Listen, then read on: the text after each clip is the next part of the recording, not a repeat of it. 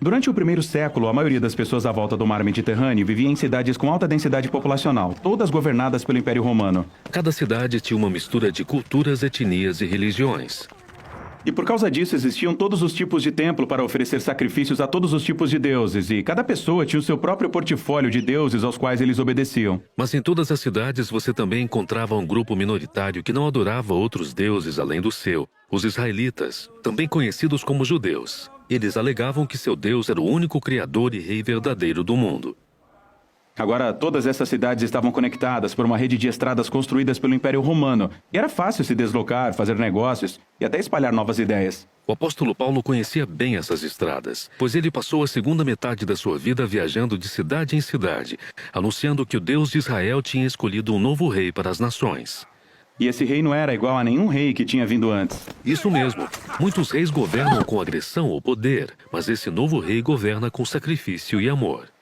O nome dele é Jesus, e Paulo é seu mensageiro, e ele está convidando todas as pessoas a viver sob a autoridade desse rei. As histórias das viagens de Paulo e como as pessoas recebem essa mensagem são a terceira parte de Atos. Por algum tempo, Paulo morou na cidade de Antioquia.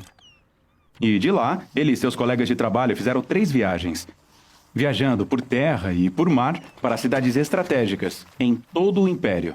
Em cada cidade, Paulo sempre ia primeiro na sinagoga judaica, onde seu povo se reunia. E de lá, ele ensinava e mostrava como o rei messiânico prometido nas escrituras hebraicas é Jesus de Nazaré. Algumas pessoas acreditavam nisso, outras não.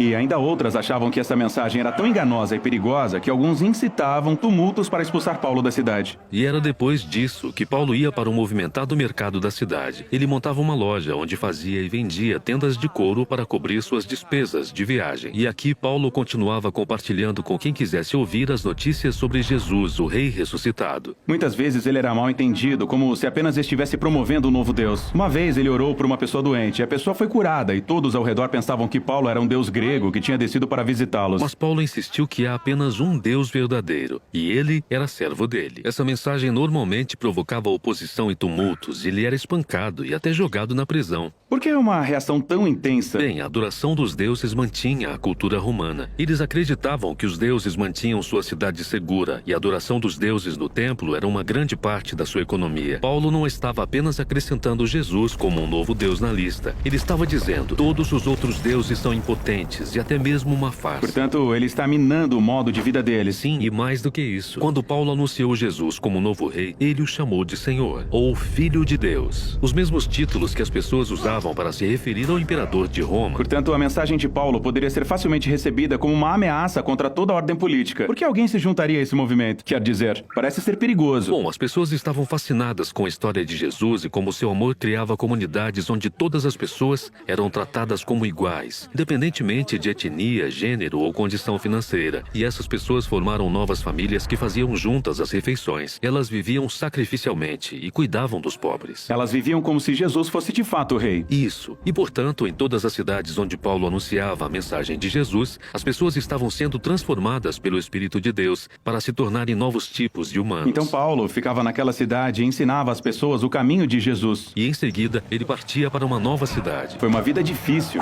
Paulo teve que suportar muita dor e muito sofrimento. Sim, e ele fez isso porque acreditava que suas próprias dificuldades eram uma representação do sofrimento e da morte de Jesus pelos outros. Ele dizia que era o amor de Deus que o levava a compartilhar a história de Jesus, não importando quanto custasse. Após sua terceira viagem, a reputação de Paulo tinha crescido. Ele tinha feito muitos amigos, mas também fez muitos inimigos, que ele deveria evitar. Mas Paulo não os evitou. Sua próxima parada era Jerusalém, uma cidade cheia de pessoas que queriam que ele fosse preso e até morto. A seção final de Atos relata por que ele vai a Jerusalém e o que acontece quando ele chega lá.